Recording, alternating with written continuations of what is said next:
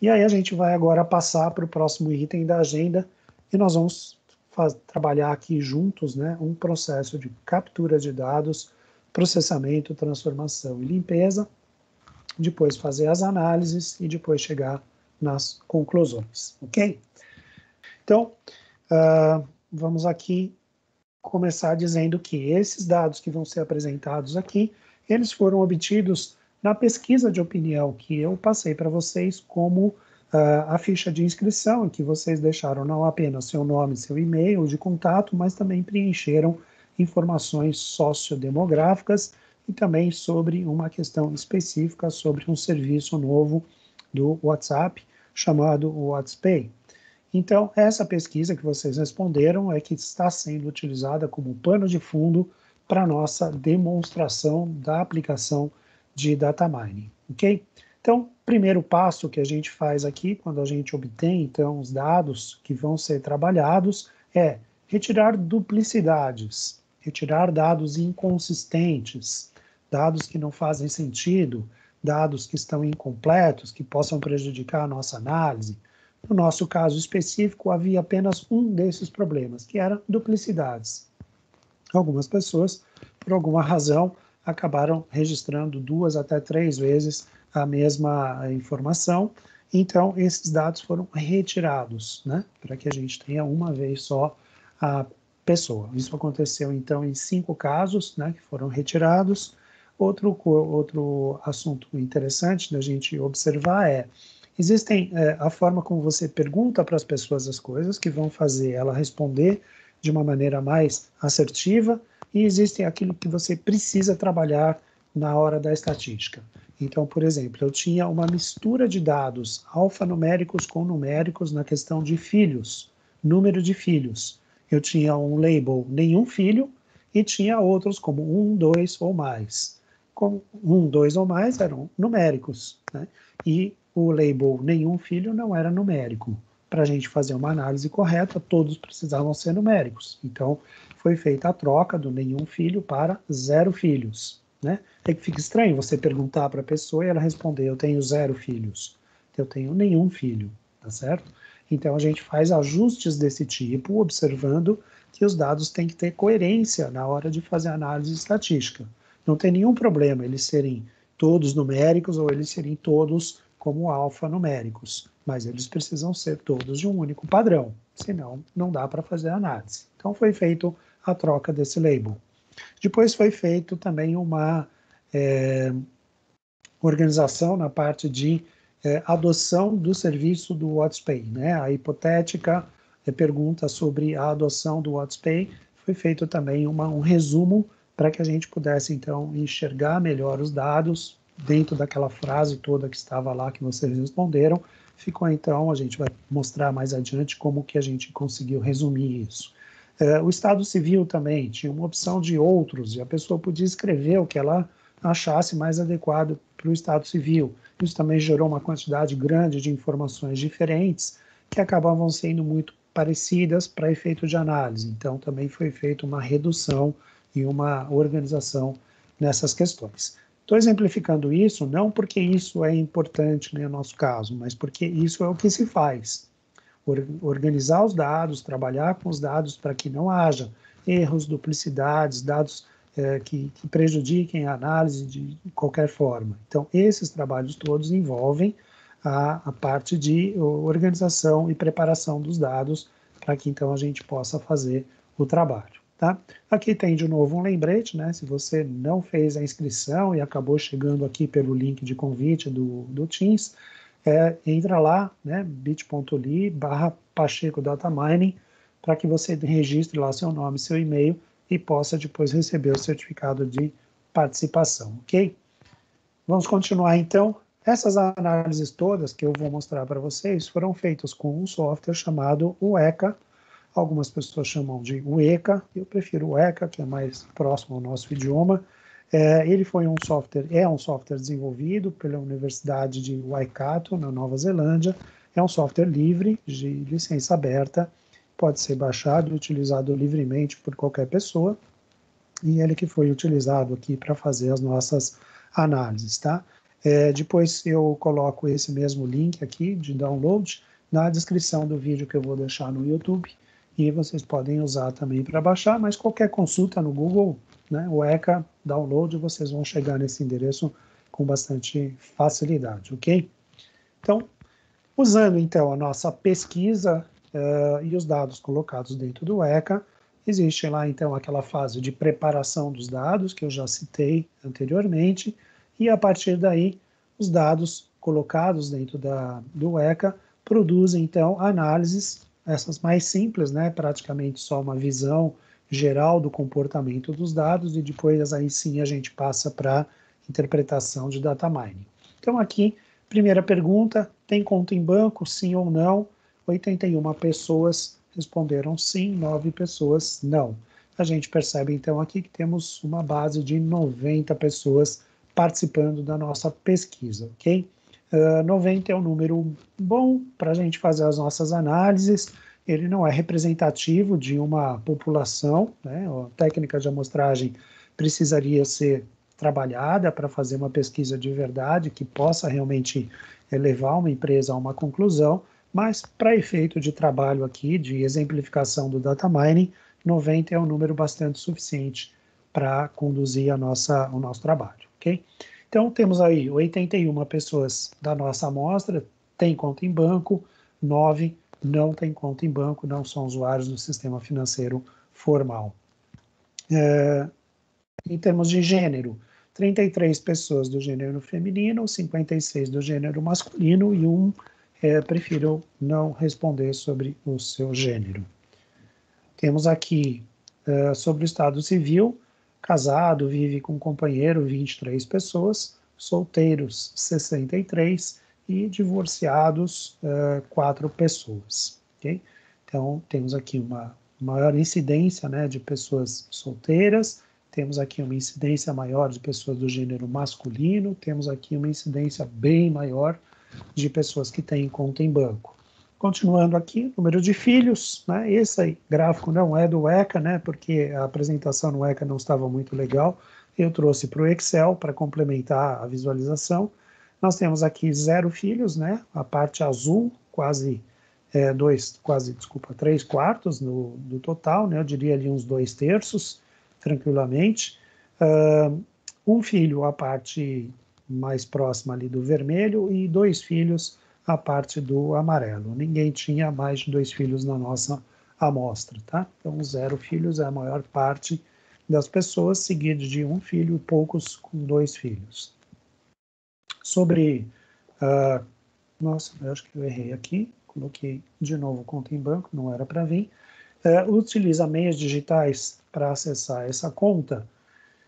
Sim, 75 pessoas, não, 6 pessoas e 9 são aquelas que não têm conta em banco. Então, também a grande maioria dos que têm conta em banco utiliza os meios digitais para acesso e movimentação das suas contas correntes, investimentos, etc. Conhece o serviço do WhatsApp? 61 declararam que não conhecem, 29 declararam que sim. E aí vem a pergunta importante, que vai ser o pano de fundo do nosso estudo, que fazia uma introdução sobre o serviço do WhatsApp. Né? É um sistema de pagamentos e transferências de recursos financeiros, utilizando o WhatsApp como meio de acesso. Com esse serviço, você pode pagar contas, adquirir produtos e serviços dentro do WhatsApp e também mandar e receber dinheiro de qualquer ou para qualquer contato da sua lista. É um serviço novo, está em vias de ser lançado no Brasil. Está em aprovação, né?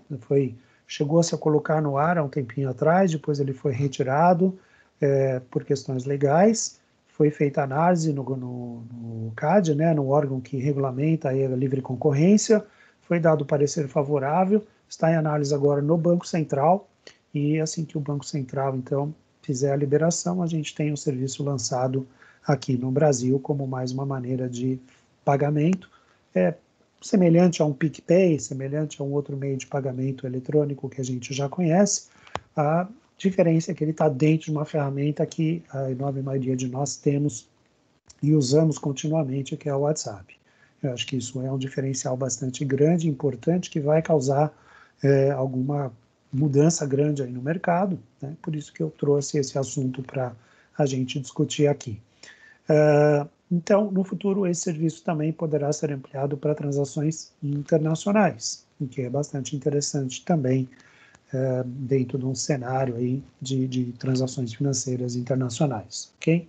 Então, essa foi a pergunta que disparava, né? A próxima, que era a pergunta mais importante, isso é um texto introdutório, para disparar a pergunta importante, que era, então, você usaria o WhatsApp em qual situação ou em que momento, né?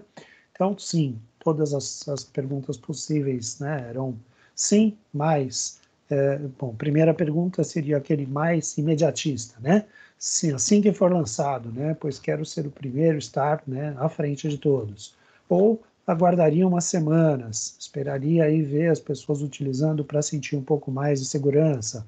Ou quando os meus amigos já estivessem utilizando e de repente eu ficasse ali na turma meio deslocado porque eu não estou usando ainda, seria um outro ponto de adoção. Um pouco mais conservador, uma posição de que usaria, mas somente quando muita gente estiver usando, o serviço eventualmente já tiver taxas menores, custos menores de utilização. E, por último, aqueles que teriam mais resistência à utilização, aqueles que usariam só quando já começasse a atrapalhar o dia a dia financeiro dele e não usar aquele produto. Tá? Então, seriam mais resistentes à adoção de uma nova tecnologia. Tá? Então, a pergunta foi respondida, então, nessa ordem, né? Assim que for lançado rapidamente, então, por 11 pessoas, aqueles que aguardariam uma semana, maioria 41 pessoas, aqueles que, quando muita gente, quando os amigos estivessem usando e ficasse deslocado apenas um, quando muita gente estivesse usando e as tarifas já forem menores, 16 pessoas, e aqueles que teriam maior resistência, 21 pessoas. Né? Então, essa é a distribuição aí dentro da nossa amostra de 90 pessoas. Tá? A gente vai trabalhar em cima desses dados a partir de agora. Tá?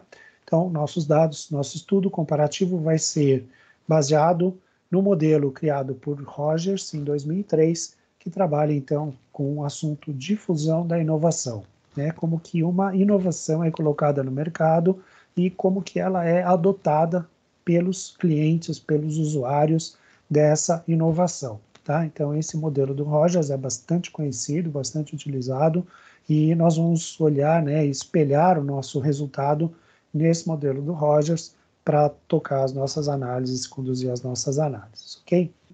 Seguindo, segundo Rogers, então, existem 5 classificações de usuários ou adotantes de uma nova tecnologia. Tá? O primeiro deles é aquele chamado de innovator. Né? Ele pode ser traduzido no português para o entusiasta. O segundo é o early adopter, pode ser traduzido como visionário. O terceiro é o early majority, é o pragmático. O quarto é o late majority, é o conservador. E o último é o laggard, que é o cético. Ok? Então, olhando aqui do lado português das coisas, né?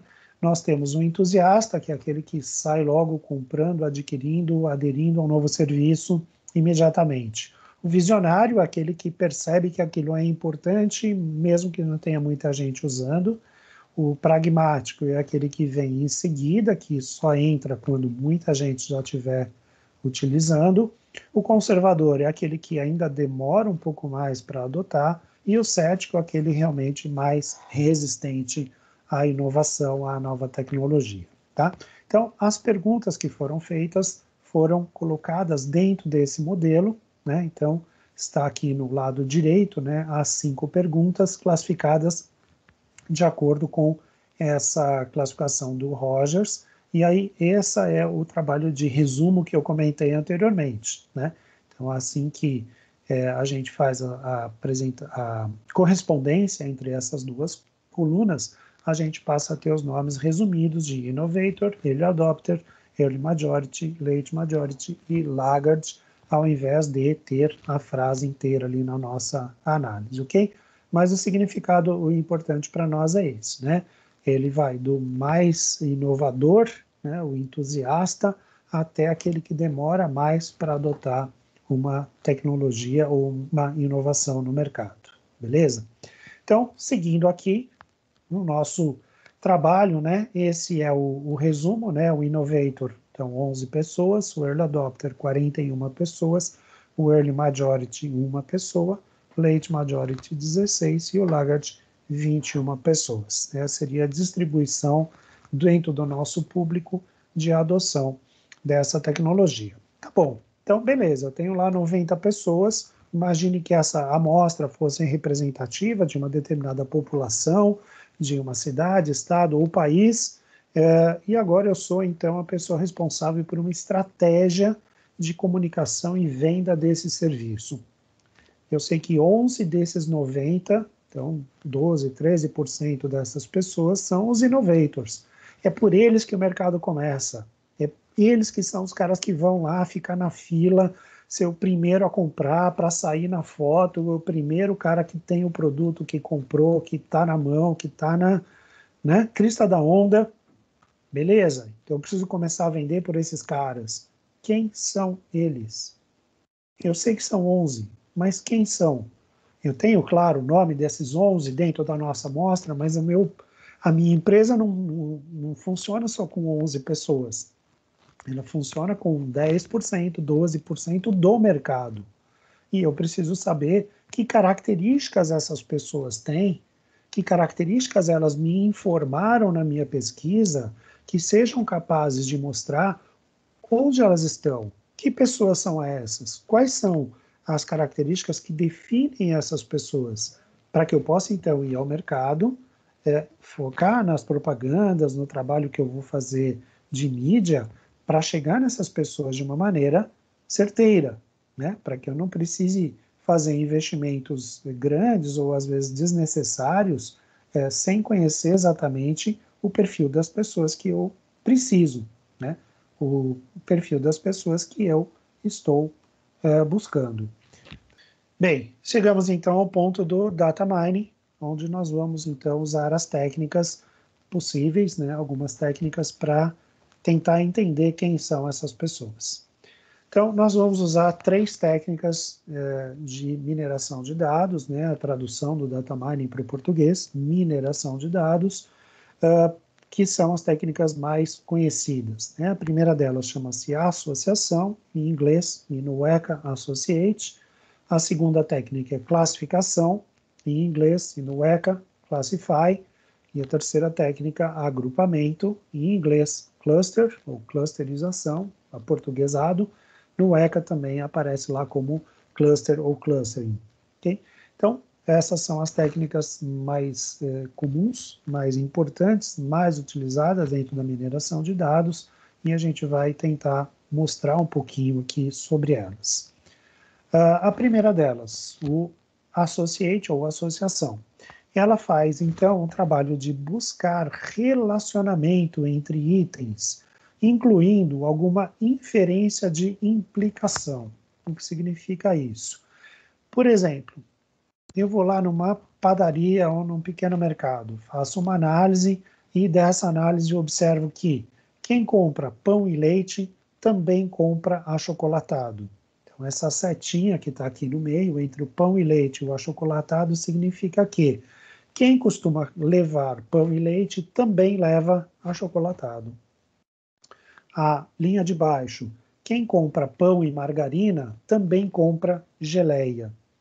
E a terceira linha, quem compra pães e frios também compra rosca doce. E na última linha, quem compra apenas pão costuma comprar também cigarro.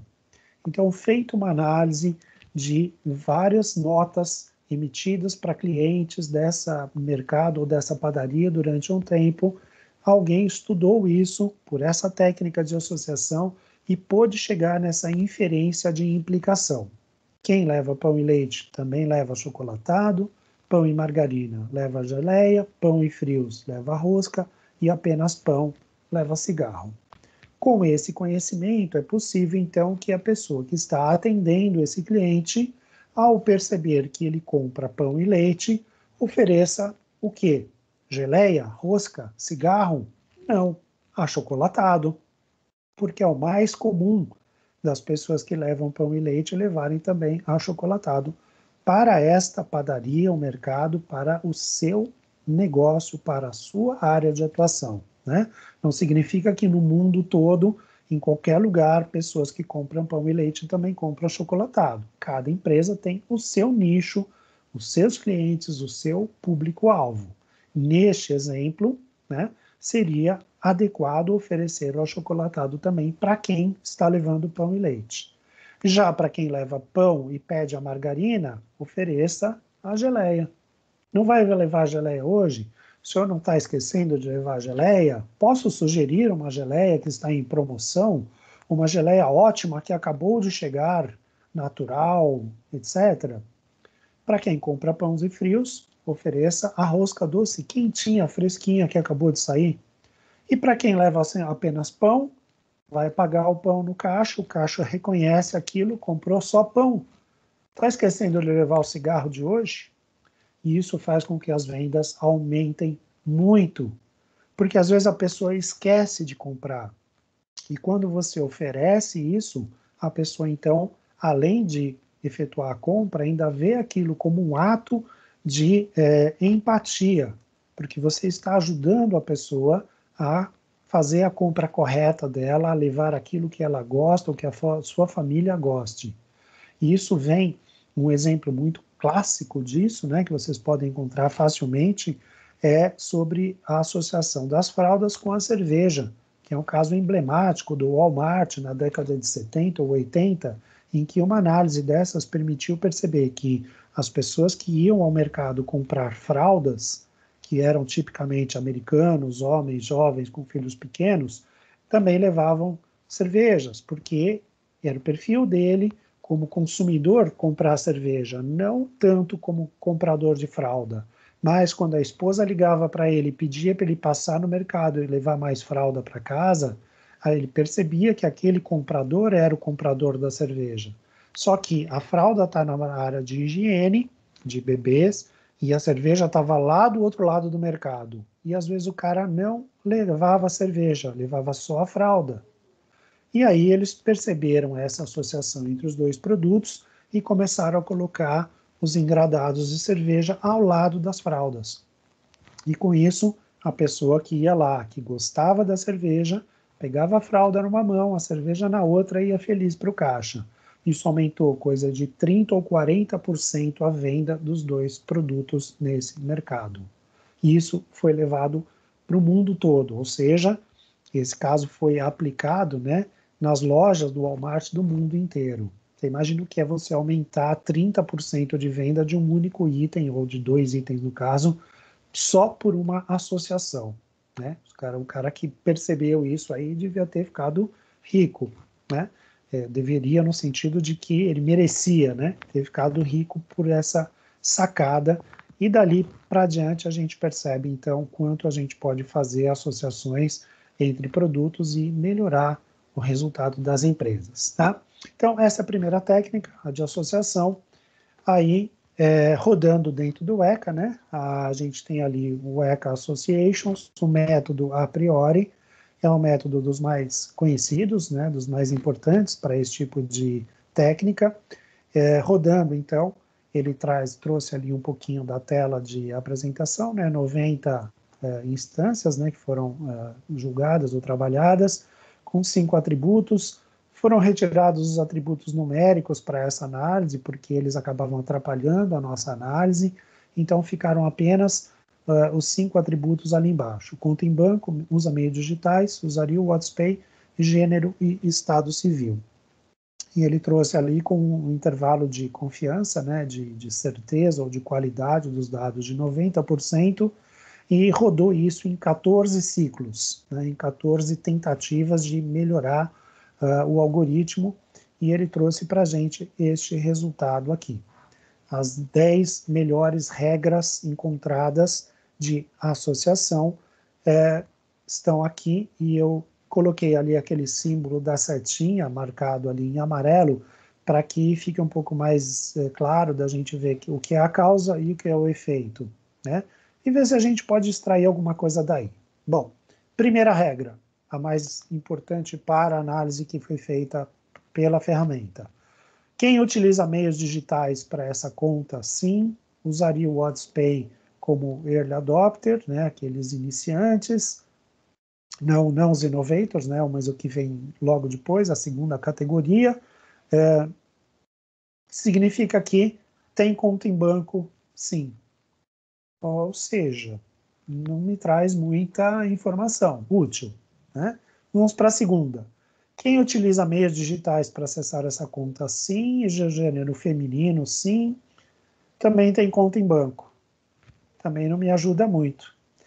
Terceiro, utiliza meios digitais, sim, tem conta em banco, sim. O que me parece óbvio, né? Quem usa meios digitais para acessar em conta só pode ter conta em banco, né? Bom, a gente pode ler aqui as 10 regras, mas nenhuma delas vai nos ajudar. Nenhuma delas vai ajudar a gente a ter alguma conclusão boa a partir daqui. Bom, e daí para que você está mostrando tudo isso? Né? Foi lá, fez análise, mostrou tudo isso para não chegar em conclusão nenhuma? Por isso a técnica chama mineração de dados. Porque se eu já soubesse onde estão as coisas, eu não precisava nada, eu apertava um botão e me resolvia o problema. Só que se fosse fácil assim, a sua empresa faz, o seu concorrente faz também, e ninguém ganha nada. Porque se ninguém tem diferencial competitivo, ninguém ganha em relação aos outros. Então a técnica é de mineração porque a gente precisa minerar os dados, precisa fazer um trabalho com os dados para encontrar os resultados. E eles não estão à flor da pele. Eles não chegam lá no rio para fazer a mineração de ouro e logo que eu chego eu já vejo a pepita brilhando. Não é assim, isso não existe. Então, resultado da aplicação dessa técnica é que, infelizmente, ela não foi conclusiva. Achou as 10 regras, mas para o que a gente precisa, elas não ajudaram em nada, ok? Então vamos para a segunda técnica, e a técnica conhecida como classificação, ou em inglês, classify. Ela busca fatores que causam um determinado resultado, ou seja, ela é muito utilizada quando a gente tem um resultado conhecido de alguma população ou de alguns casos, e a gente quer saber que fatores levam a esse resultado, que fatores fazem com que essa condição seja atingida. Né? A gente quer buscar essas informações do que leva esse resultado a acontecer. Tá? Muito utilizado, né, para compras. O que leva o cliente a comprar? Quais são os fatores que levam o cliente a fechar o negócio? Ou, do outro lado, o que leva um cliente a devolver alguma coisa? Que tipo de insatisfação faz com que ele devolva um produto ou encerre um contrato? Ou, olhando o lado de alunos, né? O que leva o aluno a evadir de uma escola? Né? O que leva ele a trancar a matrícula? Ou, olhando para o lado do professor, quais são os fatores que levam o aluno à reprovação? Imagina se fosse possível para a gente, como professor, observar algumas características de alunos e perceber que aquele aluno tem uma grande chance de reprovação. Você pode entrar diretamente com o aluno e avisá-lo, alertá-lo, dar a ele mecanismos e técnicas para que evite a reprovação. Né? Mas para isso, precisa se conhecer o que leva o aluno à reprovação, para perceber se aquelas características estão presentes em alguém da sua turma. Né? Olhando um outro lado, quais são os fatores que levam a um crime, né? a praticar um crime. Então, a gente pode perceber que esses são características, né, de um efeito, de um resultado, e a gente busca trazer a causa, ok? E esse tipo de técnica, então, é muito utilizado para predição, ou seja, para prever as coisas. Ou seja, dado um conjunto de características de um novo caso, para qual resultado ele deverá evoluir. Então, se eu tenho lá um cliente que está insatisfeito com algum serviço meu, eu olho as características dele e vejo qual é a possibilidade ou a probabilidade dele cancelar o contrato ou devolver o produto. Se eu perceber nele aquele conjunto de características que vão me levar para uma situação ruim, eu tenho que ter uma ação diferente com ele, uma ação especial para evitar que ele saia, abandone a minha empresa. Se eu percebo um aluno que está com tendência de evadir da escola, se a gente consegue perceber esse conjunto de características, é feito um trabalho para evitar que o aluno vá embora da escola. E do lado do crime, se eu percebo que há um conjunto de fatores ali que podem levar alguém a, né, cometer um crime, a gente pode tentar agir preventivamente antes que o crime aconteça, ok? Então, esses são resultados aí da aplicação dessa técnica, né, de classificação ou classify, ok? Aplicando isso, então, no ECA, nós utilizamos ali a técnica de trees, árvores, né, chamada J48, é também uma das principais técnicas que a gente tem dentro das possibilidades, e ele trouxe para a gente, entre muitas outras informações, eu destaquei aqui essa que chama a Confusion Matrix, em que ele mostra, né, desse conjunto de dados, como que ele conseguiu distribuir essas pessoas dentro dessas 5 categorias, né, de adotantes de nova tecnologia, e se ele conseguiu enxergar alguma relação de causa e efeito, ou seja, o que a gente está buscando aqui?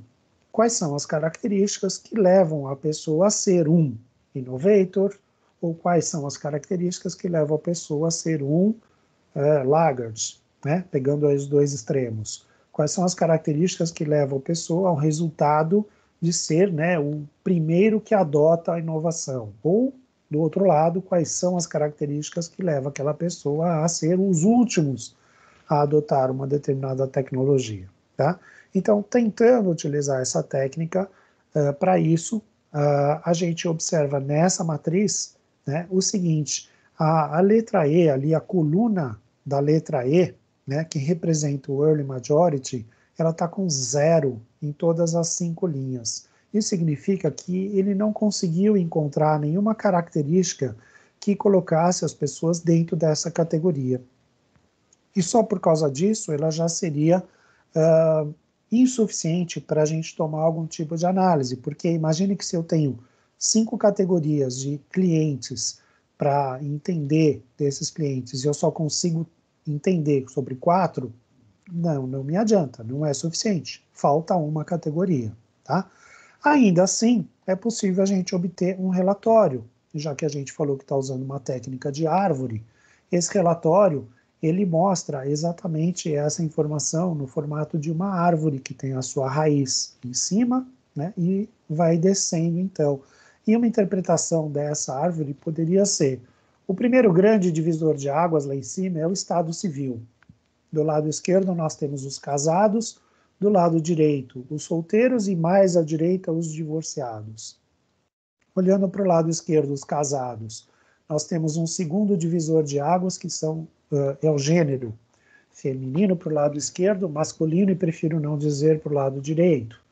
Do feminino, a gente tem filhos menor ou igual a 0 e maior que 0. Então, a gente chega finalmente ali no final da árvore, que é os laggards, né? Então, a gente poderia dizer que uma característica dessas pessoas que são os últimos a adotar a tecnologia seria, vindo do lado de cima para o lado esquerdo, ser casado, gênero feminino e 0 filhos. Então, seria uma característica legal para definir quem são os laggards. Mas eles todos estão aí. Mas se a gente observar o resto do mapa, a gente vai encontrar os laggards aqui logo abaixo, olhando o número de filhos maior que 0, idade maior que 44, ali no centro tem laggards. Depois, se a gente andar mais para o ramo da direita, lá no estado civil solteiro, gênero feminino, embaixo, reto, também tem laggards. Se a gente for mais à direita, também tem laggards. Ou seja, não está claro uma característica específica para esse tipo de público. E eu estou pegando só um exemplo dos laggards. Se a gente fizesse análise para os outros perfis, a gente ia perceber que todos eles são inconclusivos. Mais uma vez, a técnica foi aplicada e eu consigo separar as pessoas por características, porém, a quantidade de pessoas que estão em cada um dos 5 perfis que eu quero, dentro de cada uma desses ramos das árvores, não me permite ter uma separação boa o suficiente para entender quem são essas pessoas e diferenciá-las. Ok? Então, isso já estava de maneira, de certa forma, apontado quando a gente olha essa matriz e percebe que tem ali um 0, né? Mas confirmado aqui por essa análise visual, em que a gente não consegue estabelecer claramente características que fossem importantes. Quando essa técnica é aplicada a uma base que traz resultado, a gente teria coisas bastante conclusivas a partir daqui. Por exemplo, o estado civil casado, gênero feminino, número de filhos, leva a uma determinada situação e só ali aparece aquela situação. Então, tenho certeza de quais são as características de aquele tipo de resultado, tá certo? E assim eu poderia ter algumas coisas mais conclusivas. Como as 5 categorias aparecem várias vezes, eu não consigo estabelecer quais são as características que fazem a distinção entre essas pessoas. De que essa segunda técnica aplicada também não foi suficiente, não foi conclusiva para as nossas análises. De novo, lembrando, mineração de dados é isso. E quando eu trouxe aqui esse exemplo, né, o TRIZ J48, isso está dentro de uma possibilidade que eu acho que na classificação aí eu chutaria por alto aí umas 50 técnicas diferentes dentro da classificação. Então é importante que a gente perceba que o trabalho não é faz uma vez, aperta um botãozinho, já sai os resultados. Não, é um trabalho de mineração. É tentativa e erro, é tentativa, análise, verificação se traz o resultado adequado, entende melhor e vai fazendo isso, né? Por isso é um trabalho que exige mente, exige inteligência, né? Um trabalho não é da máquina. A inteligência da máquina não faz nada disso sozinha. Por isso que precisa de equipes multidisciplinares, por isso que eu mostrei lá para vocês os perfis, por isso que eu apontei a necessidade de ter analistas de negócios, que entendem do negócio, porque só entender de dado, de TI, não é suficiente para esse tipo de resultado, ok? Então, segunda técnica, não deu certo também, vamos para o terceiro exemplo, né, de técnica de data mining, que é o agrupamento. O agrupamento, também conhecido como cluster, ele busca separar os dados em torno de características que sejam comuns aos grupos criados e que, ao mesmo tempo, sejam diferentes entre os grupos. Né? O que significa isso? Significa que eu vou tentar encontrar dentro dessa minha amostra características que sejam muito parecidas e vou colocar esses indivíduos que tenham essas características dentro de um grupo.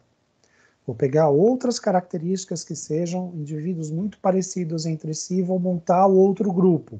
E vou montar vários grupos. Quando eu olhar para os indivíduos dentro de cada grupo, todos eles são muito parecidos. Todos eles são muito próximos. Tá bom? Quando eu olhar um grupo e olhar outro grupo, comparar, eles são muito diferentes entre si.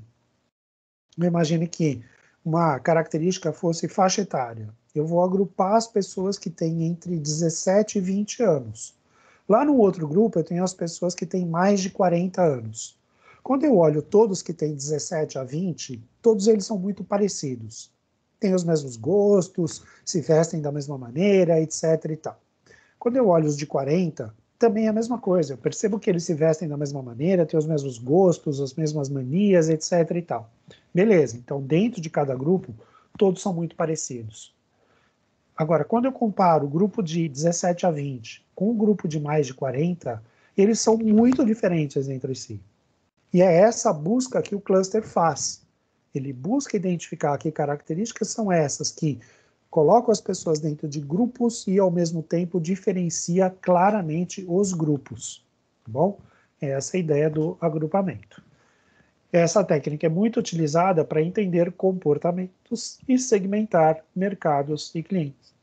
E é exatamente o que a gente precisa, segmentar o mercado. Se eu tenho no meu lançamento do serviço WhatsApp, eu tenho que começar pelos innovators, não adianta eu bater na porta do laggard e falar para ele, olha, eu tenho um serviço muito legal aqui, e o cara vai falar para mim, ok, bacana, volta daqui a 3 anos. E aí o mercado não acontece. Eu preciso investir para falar com quem? Com os innovators. E eu preciso saber quem eles são e segmentar o mercado para chegar na propaganda certa para esses caras primeiro. Para eles começarem a comprar o produto e contar para os seus amigos e mostrar para os seus amigos e postar nas redes sociais que eles compraram o meu produto. Para que então venham os early adopters e sigam eles e aumente o meu mercado, e assim é que funciona a brincadeira. Então, eu preciso saber quem são, segmentar o mercado, né? Segmentar os meus clientes e entender os meus clientes, quem eles são. Se eu tenho uma coisa já estabelecida, e eu também não conheço os meus clientes profundamente, e é legal a gente conhecer os clientes profundamente e agrupá-los dessa maneira, e saber que eu posso ter tratamentos diferenciados para clientes de acordo com o seu grupo de atuação, porque as necessidades e as características deles também são diferentes. Eles não podem ser todos colocados dentro de um balaio chamado cliente. Eu tenho que ter várias segmentações para atender melhor possível esses clientes, cada um com as suas características do seu grupo, tá? Então, essa é a ideia do agrupamento. Então, o que foi feito? Foi feito, então, essa técnica de cluster, uma subtécnica, vamos chamar assim, chamada Canopy, e por meio dessa técnica foi possível, né, obter 5 clusters, que ele enumerou como 3, 1, 0, 2 e 4, claro que eu coloquei aqui, inverti aqui para ficar na ordem que a gente queria, né? O ECA não sabe que o Innovator vem primeiro do Early Adopter e que o Lager vem por último. Ele não sabe nada disso. Para ele, os dados não têm significado algum, né? Por isso, de novo, a importância da análise da pessoa que conhece do negócio, que sabe qual é o objetivo. A ferramenta, então, traz os dados como ela foi capaz de interpretar. Por isso que as ordens dos clusters estão diferentes, né? Beleza, então, no primeiro cluster, que eu vou chamar ali do primeiro cluster 3, né? A gente teve 20 respostas, 22%, que são os innovators. Quais são as características deles? Tem conta em banco, utiliza meios digitais, tem idade média de 40 anos, são do gênero masculino, casados e tem 1,17, vamos aproximar para um filho em média. Segundo cluster, 46 respostas, 51%, são os early adopters. Eles têm conta em banco, utilizam meios digitais, têm idade média de 25 anos, gênero masculino, solteiros e 0 filhos, né? 0,17, vamos aproximar para 0, ok? Terceiro grupo, 0, 9 respostas, cluster 0, né? 9 respostas, 10%, são os early majorities. Tem conta em banco? Não utiliza meios digitais, obviamente. Tem idade média de 19 anos, masculino, solteiro, 0 filhos. O quarto grupo, o cluster 2, 6 respostas, 7%, são os late majorities. Tem conta em banco, não utilizam meios digitais para pagar a conta. Tem idade média de 22 anos, gênero masculino, solteiro, 3 filhos ou 0 filhos. E o último grupo, cluster 4, 9 respostas, 10%, são os laggards. Tem conta em banco, utilizam meios digitais, tem idade média de 47 anos, são do gênero feminino, estado civil divorciado e 1,4 filhos. Percebem que se a gente olha essas características, a gente consegue perceber que agora eu tenho algumas pistas sobre diferenças entre esses 5 grupos, tá? Se eu olhar para a coluna tem conta em banco, eu tenho um grupo que não tem conta em banco. É o grupo dos Early Majorities. Os outros têm conta em banco.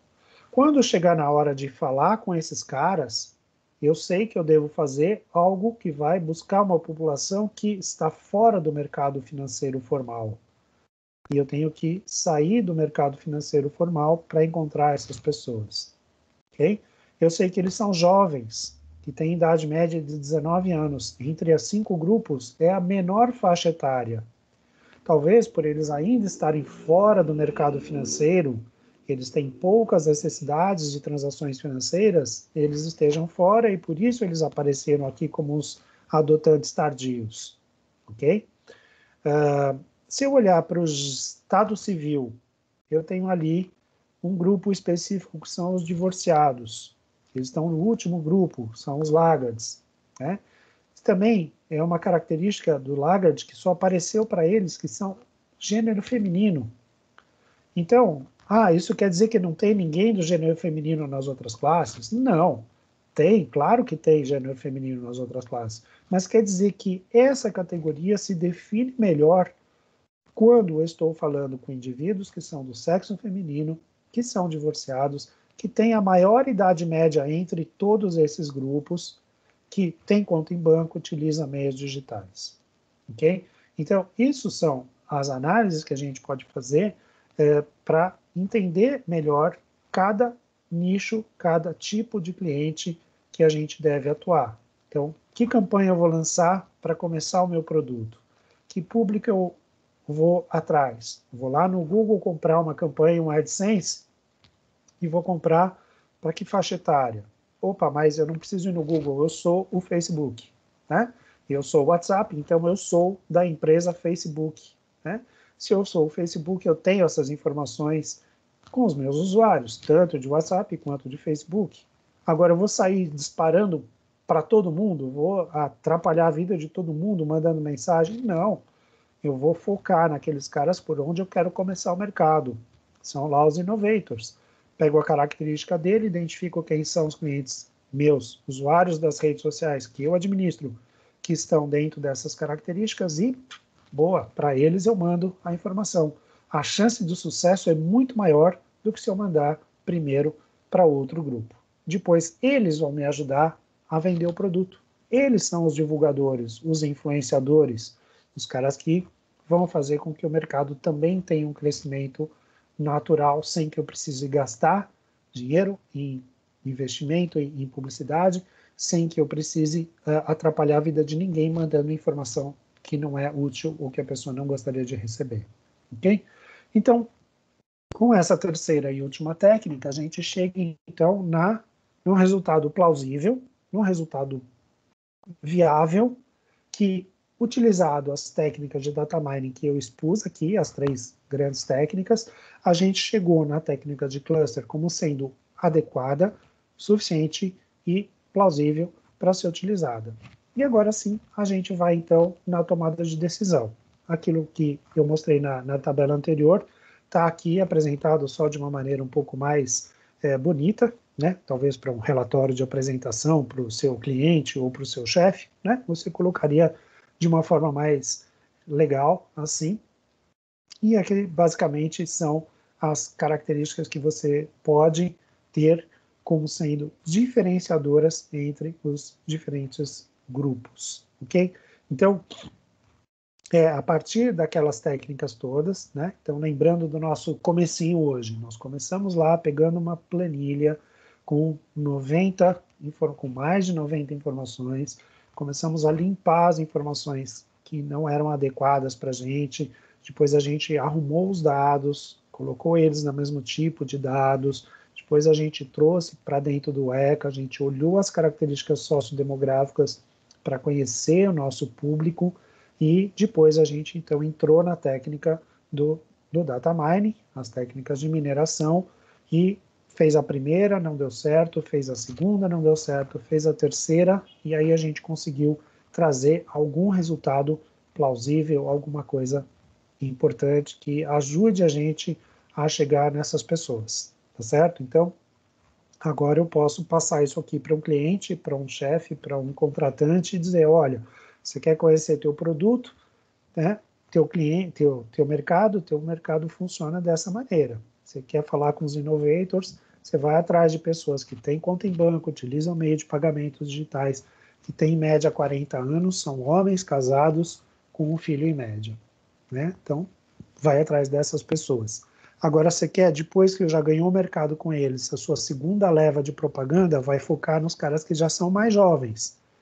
Também tem conta em banco, utilizam meios digitais, também são homens, só que agora são solteiros e têm idade média de 25 anos. Né? Se eu quisesse fazer uma propaganda na rua, né? Uma propaganda não via meio digital, se eu quisesse fazer uma coisa física na rua, né? Vamos pensar num restaurante ou numa balada, né? Quem vai estar na balada, né? Falando aqui de São Paulo, na Vila Madalena, na sexta-feira, não, sexta não, né? Sexta é exagero, mas na segunda-feira à noite, né? Na balada da Vila Madalena. Quem vai estar nessa balada? O cara que está na primeira faixa, que é o Innovator, casado, com 40 anos e um filho em casa, ou é o cara que é solteiro, tem 25 anos em média e 0 filhos? Acho que é o segundo, né? Se for o primeiro, tem alguma coisa errada, né? Que a mulher dele não saiba. Então, percebem qual é a diferença de eu saber qual é o meu público? Se eu quiser ir lá no bar da Vila Madalena fazer a propaganda do meu produto, eu vou estar conversando com quem? Eu vou estar conversando com a segunda faixa, né? Ou com a terceira, idade média 19 anos, masculino solteiro, né? Ou até talvez com a quarta faixa, idade média 22 anos, masculino solteiro também, com 0 filhos. Então, percebe? As características das 3 faixas intermediárias, as 3 faixas do meio, elas são próximas. Idade média de 25, 19 e 22, todos masculinos, todos solteiros, todos com 0 filhos. Agora, se eu quiser falar com os innovators, não é no bar da Vila Madalena na segunda-feira que eles estão. Pode ter certeza, eles podem estar num restaurante, mas não é no bar da Vila Madalena. Então, o meu público está em outro lugar. A minha estratégia de atingir esse público tem que ser outra, tá certo? Então, é isso que é importante, a gente conversar com os públicos. E quando eu chegar lá no final, que eu preciso ainda aumentar o meu mercado, né, o que o pessoal de estratégia de marketing chama de cauda longa, né, o meu produto, ele entra no mercado, ele ganha clientes, ganha corpo, ele cresce, ele tem uma adoção por uma grande massa, e depois ele começa a perder força. Ou porque ele é substituído por um outro produto, meu ou de um concorrente, ou porque inventaram uma coisa mais legal e aquilo não faz mais sentido, e ele começa a perder força. Eu começo a vender cada vez menos daquele produto. E nesse momento, quem que a gente tem que buscar? São os caras da última faixa, são os laggards. Porque eles é quem vão garantir a nossa sobrevivência enquanto produto. Imagina que a empresa ela investe todo um aparato para o lançamento de um novo produto. Né? Vamos falar de um carro. Né? Tem todo um trabalho de engenharia para você chegar no novo modelo de um veículo para colocar no mercado. Quem vão ser os primeiros que vão comprar aquele carro? Faça uma pesquisa desse tipo e com ela a gente entende quais são as características de quem são os innovators. E em seguida a gente vai atrás das outras faixas etárias e características sociodemográficas para atingir o resto do mercado. E por último, quando o mercado começa a cair, a gente tem que ir atrás dos céticos e falar para eles, olha, vocês não queriam comprar o carro porque era inovador, esse carro elétrico aqui que a gente fez, você esperou para ver como é que ia ser, se ia ter tomada para carregar em todo lugar, se a bateria ia durar o tempo suficiente, se você não ia ficar na mão no meio de uma viagem. Agora, olha, quanto consumidor a gente tem aqui feliz, só falta você. Entra para o nosso clube também. E aí você traz esse cara para dentro. Enquanto os outros já estão mudando de produto, já estão indo atrás de uma outra tecnologia, os céticos ainda estão pensando se vão adotar aquela ou não. E aí é que você entra e garante mais uma fatia de mercado com essas pessoas que são os céticos. Daí você estica a vida útil do seu produto, né? E fazendo esse tipo de coisa que você tem um projeto como o Fusca, né? Popularmente conhecido como Fusca, que foi inventado antes da Segunda Guerra Mundial e foi produzido até a década de 80. Você tem uma Kombi, que também foi inventada, né, logo depois da Segunda Guerra e perdurou até os anos 70, 80. Você tem uma Rural, né, que também teve aí uma vida útil bastante grande. E você tem aí uma centena de veículos que não duraram 5 anos no mercado e foram aposentados, né, por diversos motivos e problemas. Mas o sucesso de um produto é dado também pelo tempo que ele fica sendo vendido, tá bom? Então, esses dados, né, que são usados para a tomada de decisão, eles são obtidos, não é de adivinhação, não é de feeling de nenhum tomador de decisão, e sim através de técnicas estatísticas, matemáticas muito claras e definidas para a gente poder ter um embasamento para que isso aconteça, ok? Então, é com isso que a gente fecha aqui o nosso trabalho, né, mostrando como que a gente aplicou técnicas de data mining. E, de novo, é um pedacinho, né, de um cenário de data science, que a gente envolve muitas outros conhecimentos, tá? Mas eu acho que isso ilustra como que a gente pode ter acesso a uma tecnologia bacana para analisar dados. E lembrando que a ferramenta que foi utilizada para isso é livre, aberta, gratuita, e todo mundo pode ter acesso a ela e fazer também as suas análises e impressionar seus chefes, seus clientes, trabalhar aí na área e, quem sabe, né, mudar de área também ou galgar alguma oportunidade nessa área de data science, ok? Bom, para finalizar, mais uma vez, seu certificado, né, se você não se inscreveu, chegou aqui, caiu de paraquedas na metade, não tinha feito a sua inscrição, deixa lá o seu nome, seu e-mail, para que a gente possa emitir o certificado. Em breve, essa palestra que estamos gravando estará lá no meu canal. Quem não teve oportunidade de assistir, né, pode assistir lá depois, ou se você quiser rever alguma coisa, estará lá em breve disponível também. E falando do canal, né, se você não se inscreveu ainda, faça isso, inscreva-se, ative o sininho, para que você possa receber sempre os vídeos que eu posto lá em primeira mão, ok? Desejo um ótimo semestre a todos.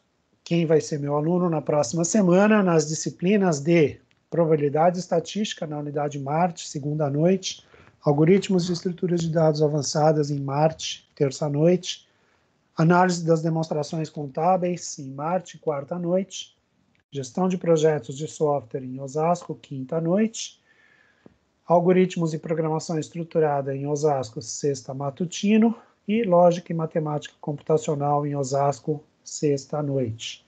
Quem for desse grupo, estiver dentro dessas disciplinas, nos vemos a partir da semana que vem. Quem não for dessas disciplinas, espero que possamos estar juntos novamente em outras oportunidades. Agradeço muito a presença de vocês. Espero que vocês tenham curtido e fico aí aberto a perguntas em geral e dúvidas que vocês tenham em relação ao que foi comentado aqui.